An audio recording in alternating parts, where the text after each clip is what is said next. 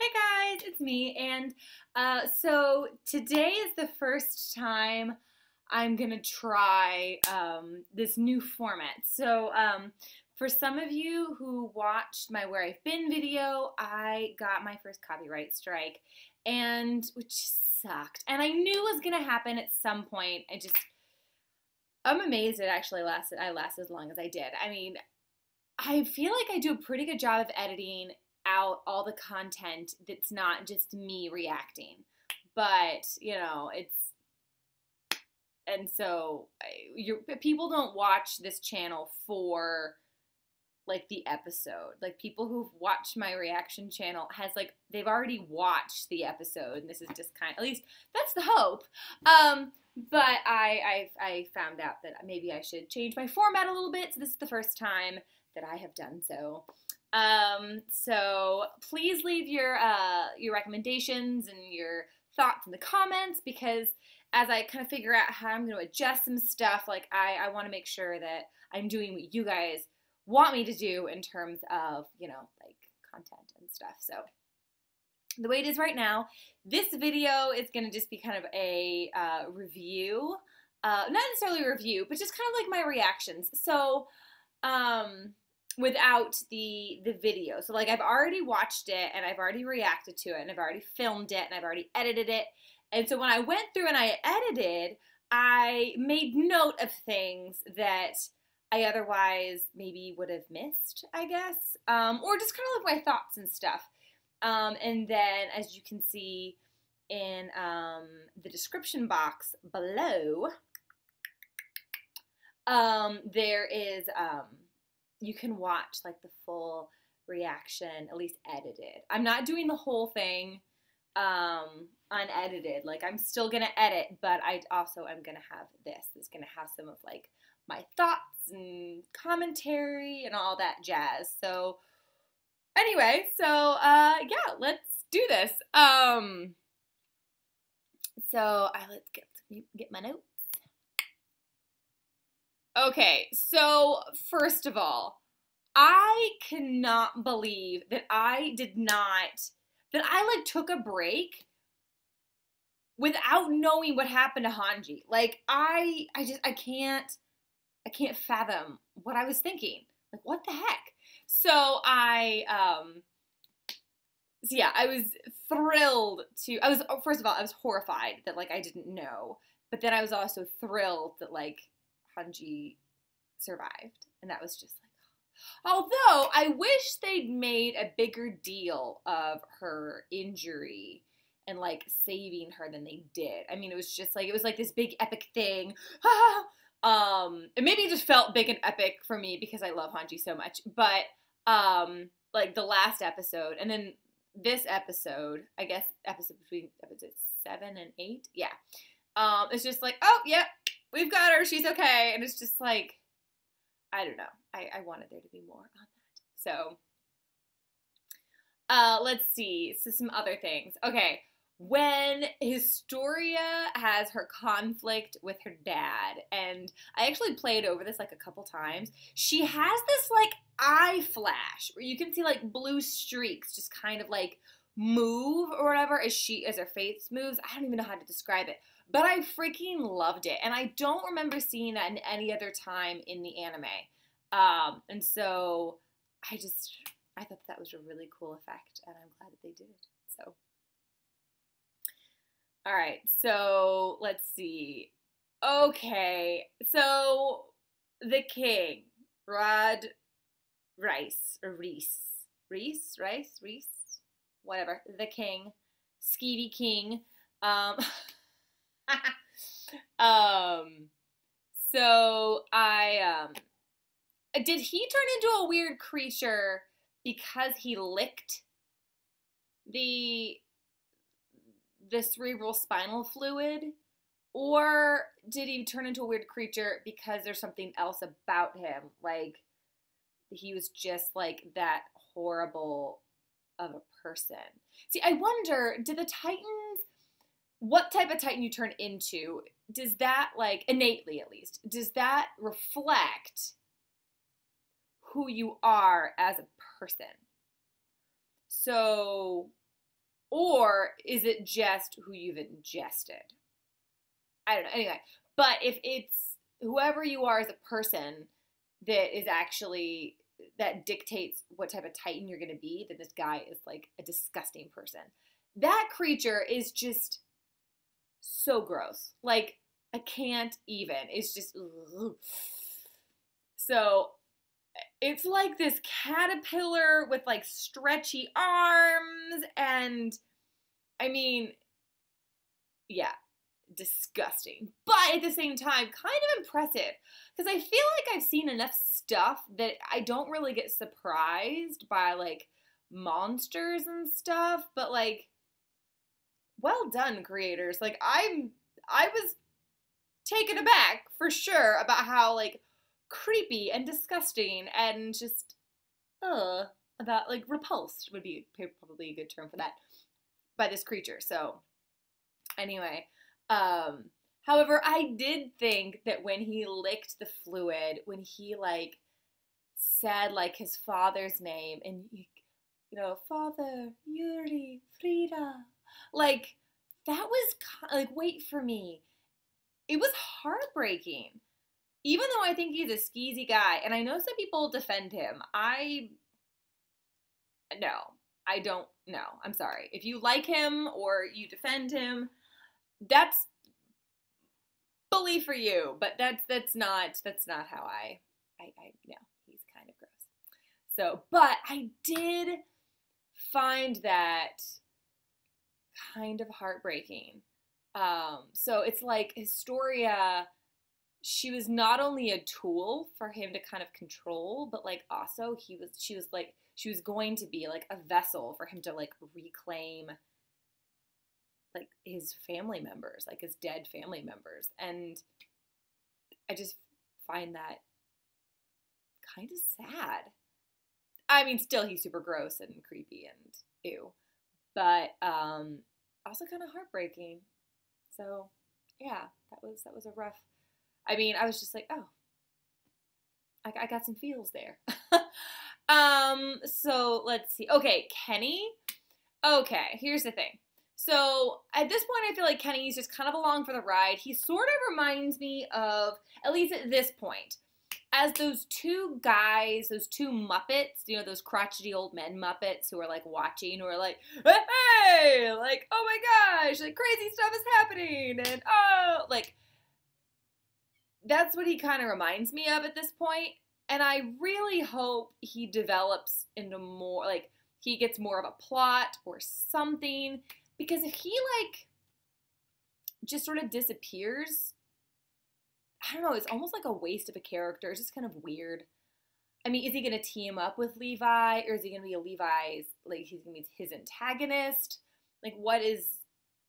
I feel like there's a lot of material that could be tapped in Kenny, but I'm unclear of where they're going with it at this point in time. So I hope that he actually has a mission, or that the creators have a vision for him.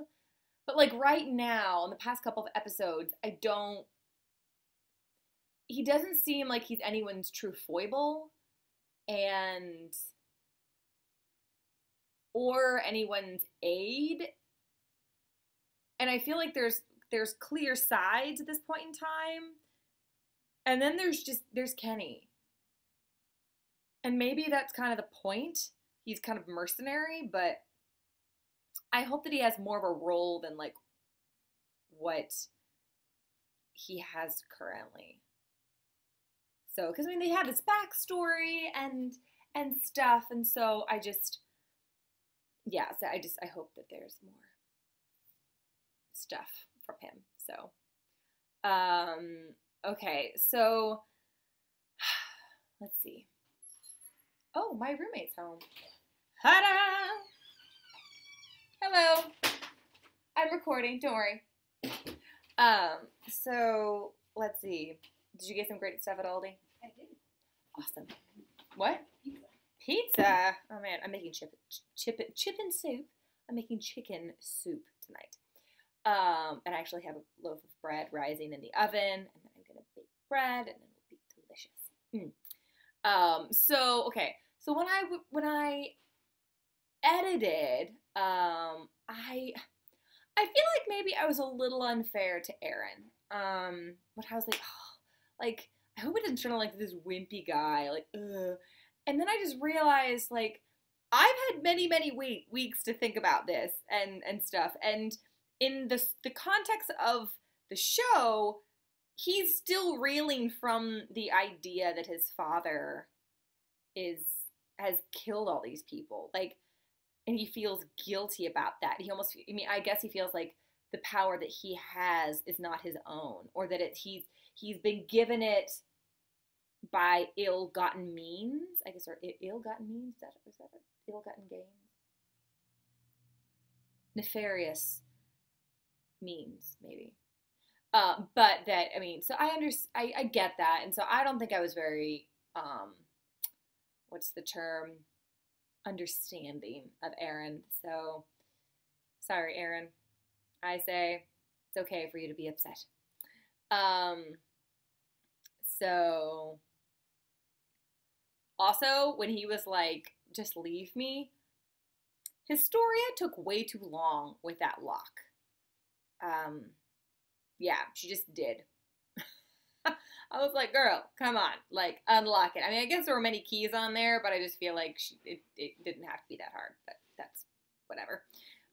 Okay, so, I did find this interesting. Oh, I guess I'll get to that part in a little bit. So I've got a list. I'm looking at the list.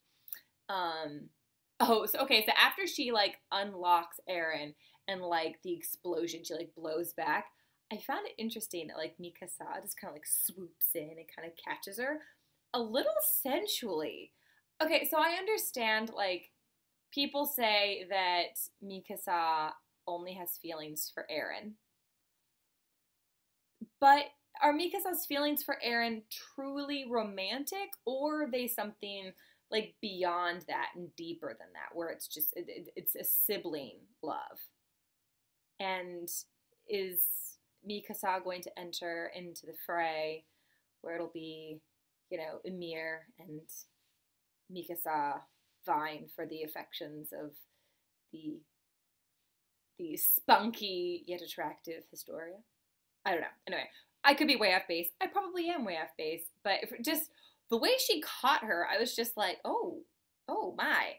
So I could be reading into that, but I do find the show's ambiguous sexuality to be really interesting. So, for instance, there was a debate that people were commenting on whether Hanji was male or female. And so apparently she was left ambiguous in the manga. So there's this idea of, like, I guess the creators of the anime decided to make her female, which I approve of. But she does have a little androgynousness to her. Like, I really couldn't imagine her being with anyone, really. I don't know. And then, like, I could see Levi with a girl, or, I mean, I could really chip him with Aaron. So, it's just, I don't know.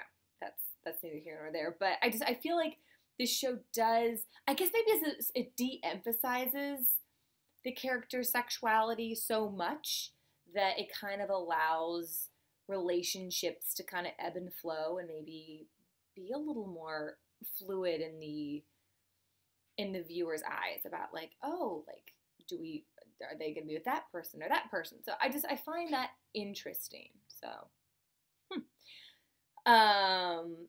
so let's see, what else? Oh, I find this also. All right, so this episode and last episode really kind of hit home for me, where this show is truly about choice. Where you have Aaron making the choice to save people. It's not necessarily about being chosen, but rather choosing something. So I feel like a lot of shows, particularly like Western shows, there's always like the chosen one. I mean, you see that with Buffy, and you see that kind of with Dollhouse. I guess those are both Joss Whedon shows, but I feel let's see. Oh, come on. I can't even think of stuff, but they're I feel like all of entertainment is like rife with that. And this show just is not about that. It's actually about choosing. And, Erin chooses to save people, and Historia chooses her family, and Amir and Historia choose each other, and Levi chooses to follow Irwin. And so I like the fact that this show is really emphasizing choice. I feel like this me talking is like all over the place, and I think next time I'm gonna have to like really condense and ponder and organize, because I feel like I'm going in order from as I edited it. And so yeah. All right, so Cavin, cool name, unsure. I feel like she's like the basic Hanji. Like, she's a second in command like Hanji, but she doesn't have the charisma of Hanji. She's also kind of reckless. And so right now, I feel like she's kind of a waste of a character, at least in terms of interest. She's kind of boring.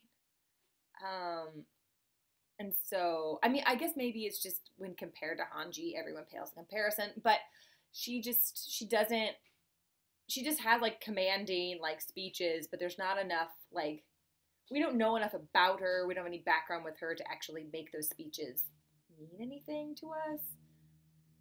Anyway, so I want to see more of her.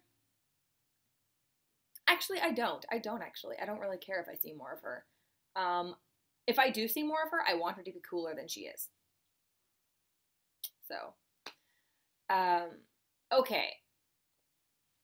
Armor. Did I miss something with the armor? Okay, so there's a little bottle that like Erin bit and then transformed and was able to like produce, the wall material. But like, how did they get that? So like, how did they get the power?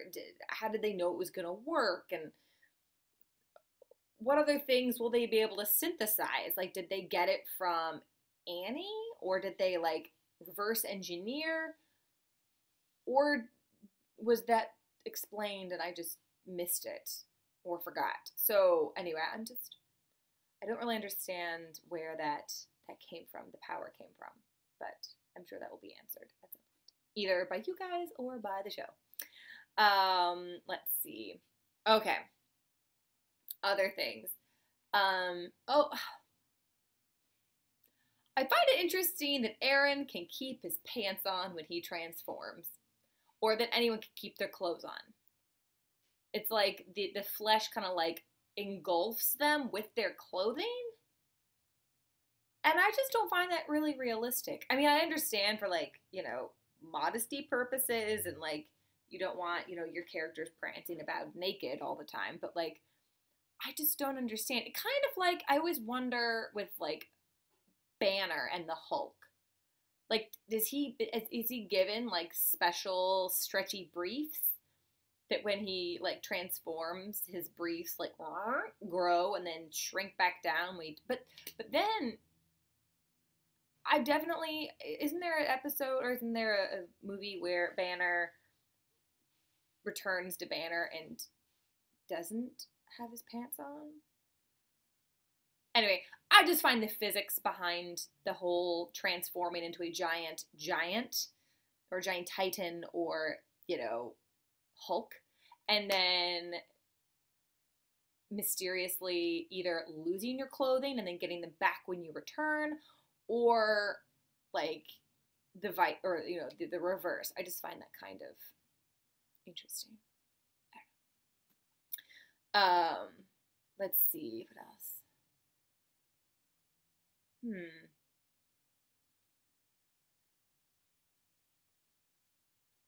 I think that's about it.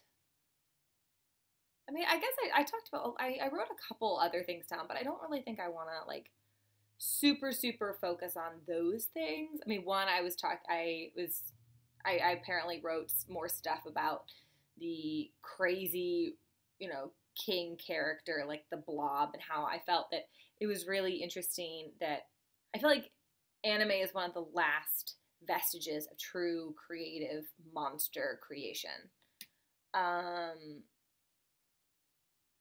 So I mean, you have Guillermo del Toro, and you have David Lynch, and you have, oh gosh, is it Jim Carpenter or John Carpenter? The guy who did The Thing, which by the way is one of my favorite movies.